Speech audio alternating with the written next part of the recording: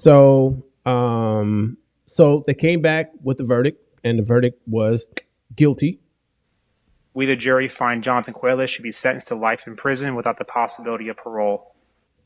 So then they went through what's called the penalty phase, and basically the penalty phase is they're just basically deciding if are we going to kill him, give him the death penalty, or are we going to let him live?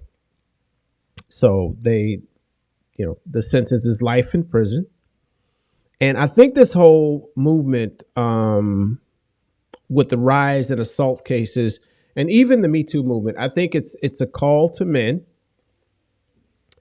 to say that, hey, you guys got to be more accountable and more responsible for your actions.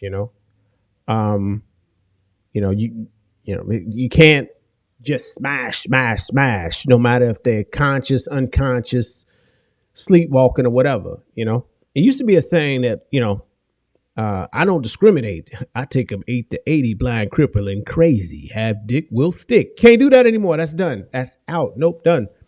Can't do it. And I think that's probably the mentality that Mr. Quiles had, or Johnathan Quiles had.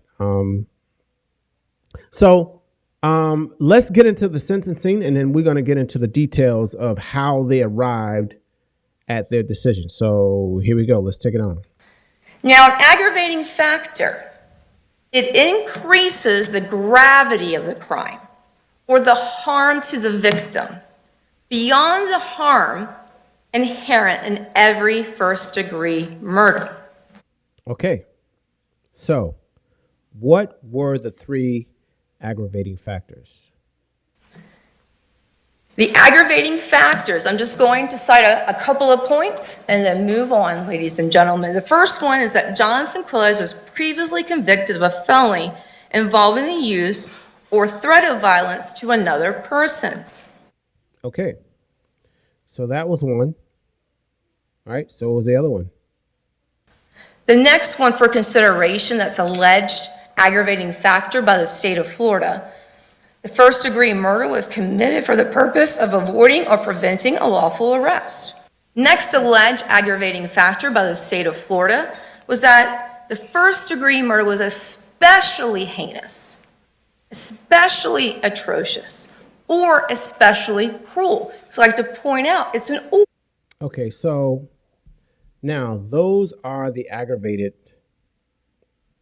the 3 aggravated factors, right? So the thing is, they have to prove that each one of those aggravated factors was cold, calculated, and premeditated.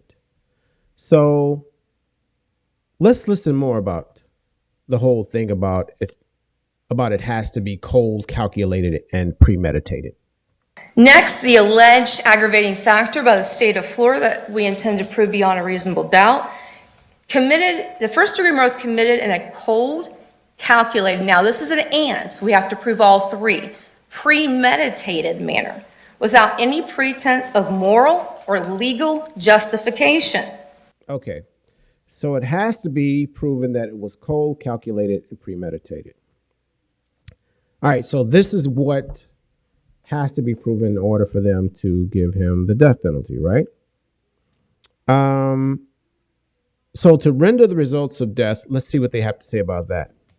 So, ladies and gentlemen, at the conclusion of phase 2, the state will have proven beyond a reasonable doubt each aggravating factor that we have alleged. We will ask you all to then find that the weight, that they are, again, substantial, and that the weight of the mitigating circumstances that the defense will provide will not outweigh each aggravating factor beyond a reasonable doubt, and will ask you all to render a vote of death. Thank you all for your time and attention. Wow. So they're saying, look, we're going to prove that it was cold, calculated, and premeditated. We want this. We want the death penalty, basically is what they're saying. But let's see what the prosecution had to say about the aggravating factors. The state has brought up the aggravators. Again, ladies and gentlemen, you must find him or find those aggravators unanimously. In going through our mitigators that we intend to present, You only need to find a mitigator will outweigh their aggravator in order to find for life in prison. And each one of you can hold that individually. This is not a collective group. Okay, so I'm getting aggravated just trying to understand what the hell he just said. But they started it off by having the impact statements, and the first impact statement came from the aunt. But before I get to the impact statements, how much weight do the impact statements hold? Let's take a listen. You will hear victim impact evidence. However, this is only to demonstrate the victim's uniqueness as an individual and the loss to the community of the victim's death. However, victim impact evidence must not be considered by you when weighing each and every aggravated factor that state of Florida has alleged. Okay. Wow. All right, so let's get to the first impact evidence statement, which came from the aunt. Please introduce yourself to the jury My name is Paula Dixon, and spell your last name, please. Dixson. And ma'am, are you related to IS? Yes, I am. And how? I'm her aunt. And are you Kim Mobley's sister? Yes. And Ms. Dixon, did you provide a victim impact evidence statement? Yes, I did. And would you please read verbatim your victim impact statement, ma'am? And take your time. Absolutely. Your Honorable Court, my name is Paula Dixon, and to the family, it was no secret that I was Ayanna Sawyer's favorite aunt. I remember the day she was born like it was yesterday. I received a call advising me that my sister had gone into labor. My husband and I gathered our children and met my mom and my sister at the hospital. Okay. Was the dad there? Just wondering. Now, the next impact statement came from Ayanna's sister. Please reintroduce yourself to the jury. Samaya Sawyer. And are you the sister of Ayanna Sawyer? Yes. And did you provide a victim impact evidence statement? Yes. And Ms. Sawyer, will you please read it verbatim to the jury? Yes. The disappearance of my sister has caused me a great deal of mental instability. I just can't understand how someone who is loved and caring like herself can be thrown away as if they were trash. Wow.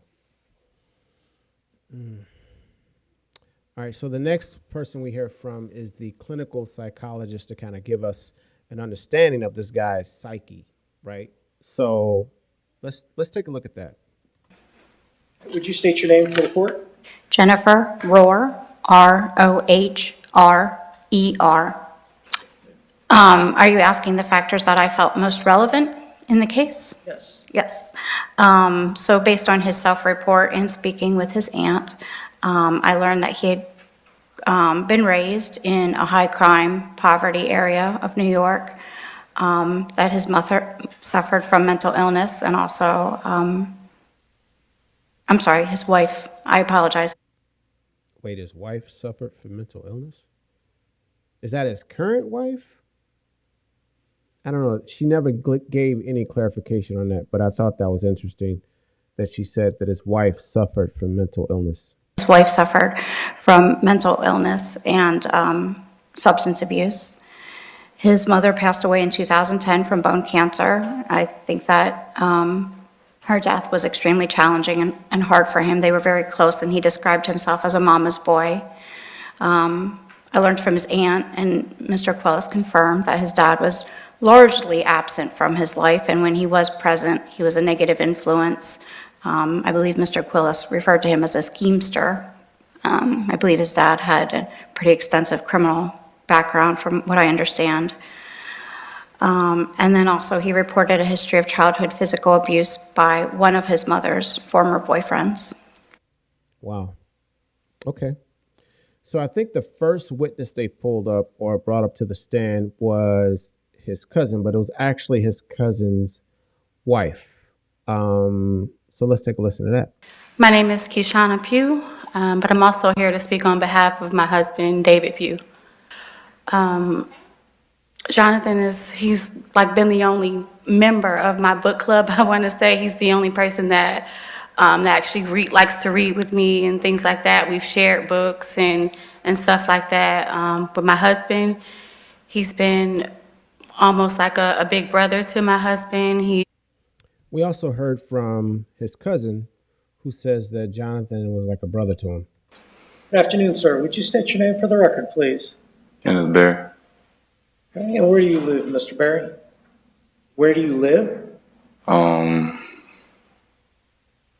Area of town? On Merrill Road. Okay, so the Arlington area? Yes. All right. And how do you know Johnathan Quiles? He's my cousin, but he's like my brother. I've known him all my life. All your life? All my life. Okay. And for those of us that don't know you that well, how old are you, sir? 18. All right. Now, over the years, when you were in junior high and high school, if you needed something, was he there for you? Yeah. Okay. Definitely. Providing rides to and from places? Yeah, well, Did you participate in sports? yeah. Did he take you to and from sports? He did for a certain point. Yeah, he did. All right. So next we hear from his aunt. My name is Paulette Vigoet. And Ms. Violette, can you please tell us how you know Mr. Johnathan Quiles? Jonathan is my nephew/son, And ma'am, you've known him his whole life? his whole life. And can you tell me how what the relation is as far as you being his aunt? Who are you related to in his family? I am his mother's youngest sister, his late mother. Okay. Ma'am, can you tell us a little bit about Mr. Quiles' relationship with his mom first? Oh my God. They had such a special bond. He loved her.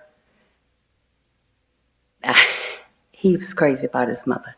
He loved everything about his mother. His mother was an amazing woman to him. What about his relationship with his father? That was rocky. For a long time, it was rocky. There was a lot of sadness there. But when he got older, he forgave him. They worked on a relationship together, and everything was okay. Nothing further after that. They just... So next they talk about the relationship with his brother. Earlier in life, did you know Mr. Quiles and his brother to have like a conflictual type of relationship? Yes. Okay. So the next thing I found out is that this guy, he never finished the 7th grade. He actually started having kids in the 7th grade. He withdrew from the 7th grade following the birth of his first child. And that was the highest grade he attained. So he completed the 6th grade. Wow. So he never finished the 7th grade. Wow. But when I heard this, I kind of knew where the problem was when he was growing up. What else can you tell us about John's upbringing, his background? Sean had a great upbringing. As you all know, my sister was a single parent. She worked really hard to provide him the things that he needed. She was adamant about education. She had 3 degrees before she passed. He chose not to go to school, and we know why. But see, I don't know why.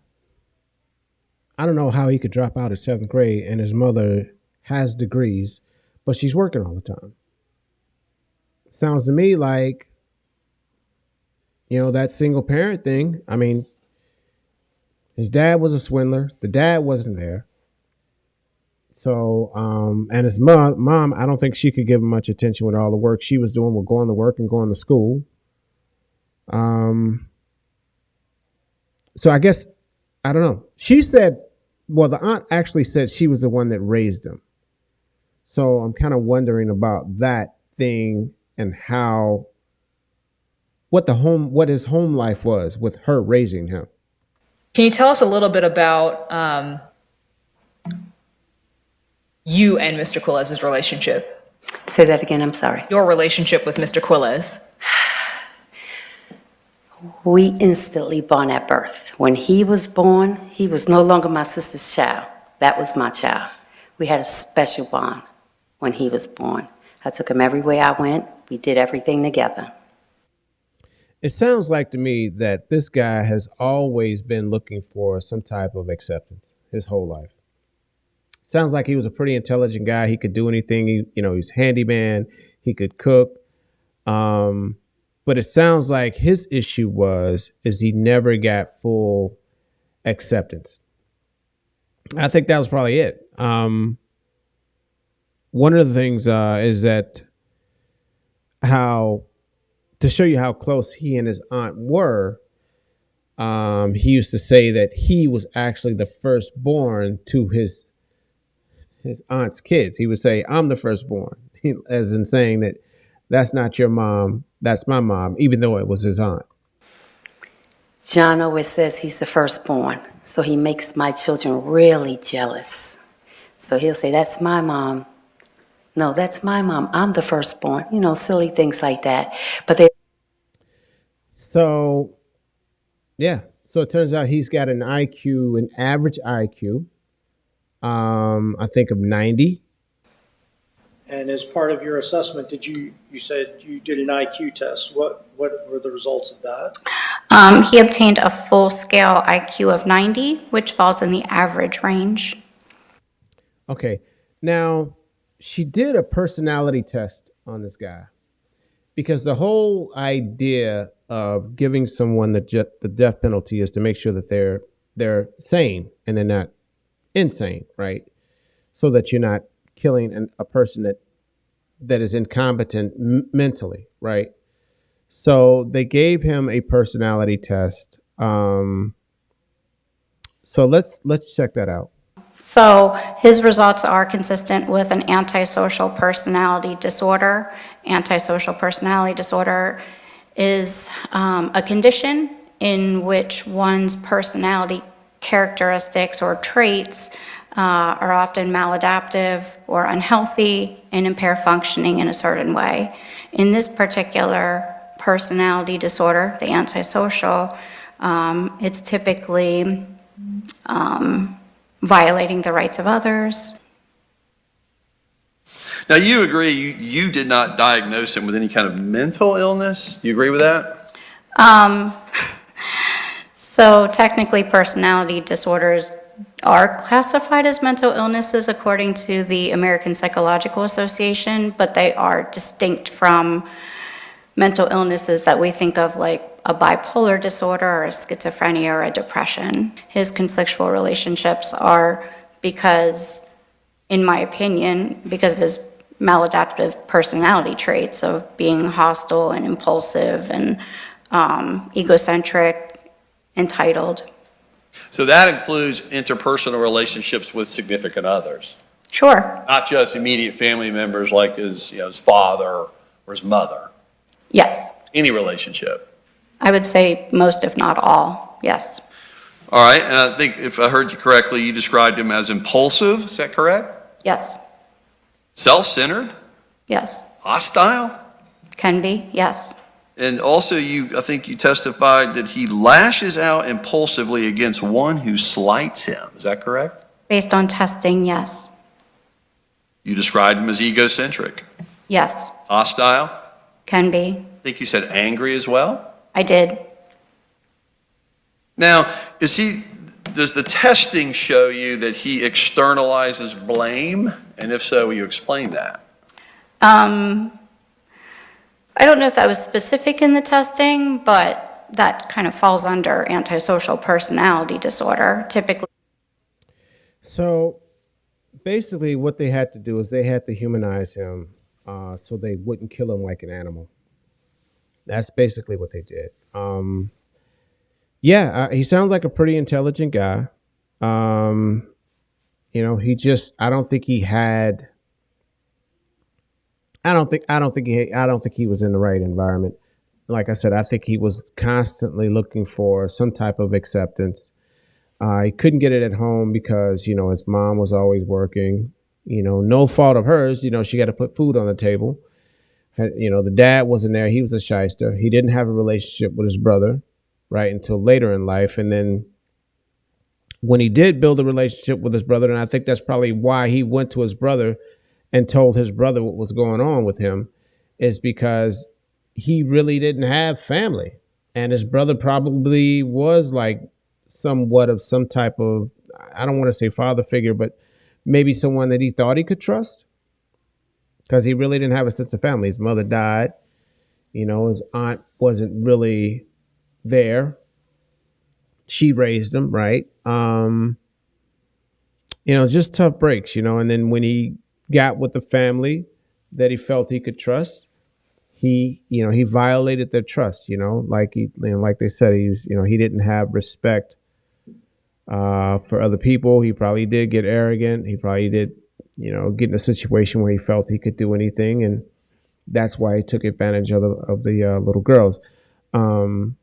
And I think he really crossed the line, not only when he assaulted those girls, but he even crossed the line more when he killed her. And I think he may have killed her out of jealousy, because he didn't even know if the baby was his for sure, right? Because she had a relationship, or she had some type of ongoing relationship with Kamara Humphreys, right? So he wasn't, I don't think he was completely out the picture, but maybe he was.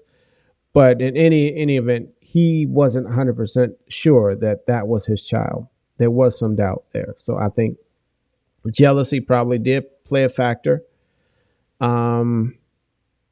But hey, those are the breaks, but I do think men do need to be more accountable for the people that they do have sex with, because it's a responsibility on both sides. The saying is, a woman scorned, but she doesn't get scorned unless you lie to her, right? Unless you make false promises and you're not direct with her and letting her know exactly what's going on here. So men, we got to have more accountability, and more emotional intelligence, I guess. So that's all I got. I hope this was a good one. Not a lot to talk about. That's all I got. Later.